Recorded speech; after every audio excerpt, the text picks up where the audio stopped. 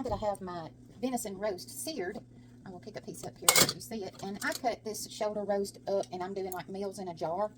And so that's what it looks like. It's not completely. What I am doing now, I am getting my water ready that will go over everything in the jar. And this will have my seasonings in it. It will have my pink Himalayans on there.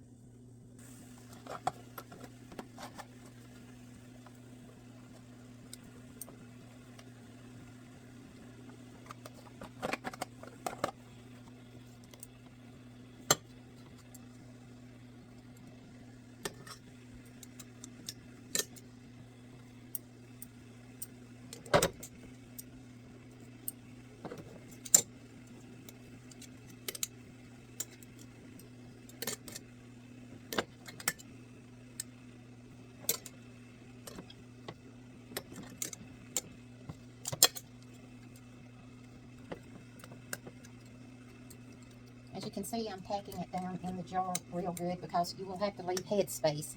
And the reason you have to leave head space is to make sure that your juices do not boil out of this into your canner, because that can also cause your lids not to seal.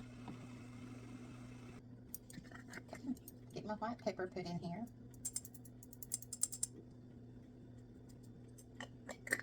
And then I will just stir this and let it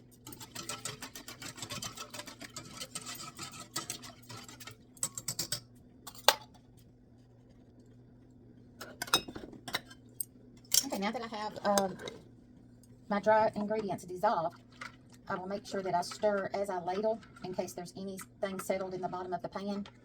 And then I will just ladle it over into my jars and let it completely cover. But I want to leave head space, so I will stop right beneath the rim of the glass there. Set that one to the side.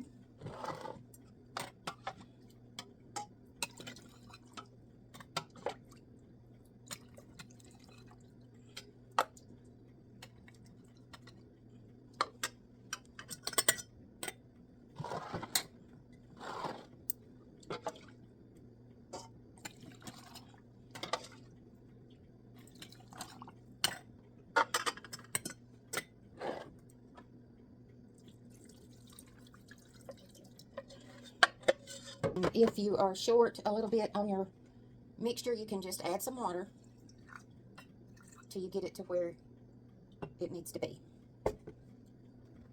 Okay, once this is filled the way that I want it to be filled, I will get this handy little gadget. It's called a debubbler, and I will just go down into the jar and make sure there's no air bubbles in it, and then I will mash on the top of the meat. And I will do that on every jar. All right, we have all of the jars debubbled, and we're getting our vinegar and just going to moisten a paper towel. And then I go around each lid to make sure there's no grease on the lid from pouring over the products into the jar. I just make sure, and I feel around the edge to make sure there's no grain of salt or anything like that, because you do not want anything to hinder your jar sealing.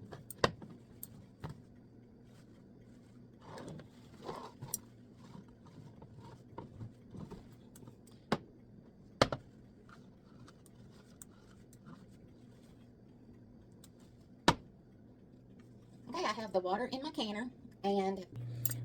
my canner, and on the canners there's these little indentions right here, and I fill mine up. And once I do that, I add a little splash of vinegar just to keep my jars from getting cloudy.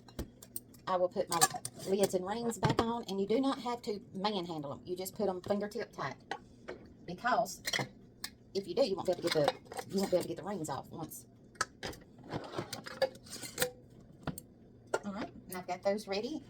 I'll put the lid on my canner. And okay, now that it has done this for 10 minutes, it starts jiggling. It'll do like this. You want it to be just a slow jiggle. You don't want it to be going crazy. But once it starts doing this, and here's the finished product. They are still bubbling in the jars, you can see. Some of them have already sealed, and some of them have not yet. This hump will go down when they seal. But yep, so that is